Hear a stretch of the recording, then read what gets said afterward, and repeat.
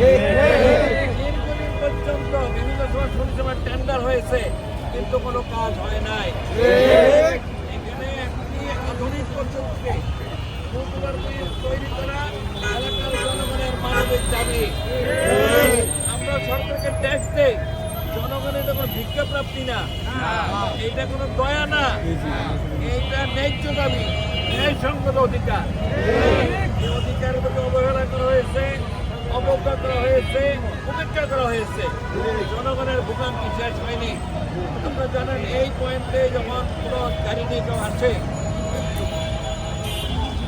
ঘন্টার পর ঘন্টা দাঁড়িয়ে থাকতে হয় যানজটের কারণে। এই যানজটের কারণে শিক্ষা প্রতিষ্ঠানের ক্ষতি হয়, ব্যবসায়ীদের সমস্যা হয়। এই সুযোগে ছিনতাইকারীরা তাদের স্বর্গরাজ্য বানিয়ে নিয়েছে। এটা নিত্যনৈমিত্তিক ঘটনা।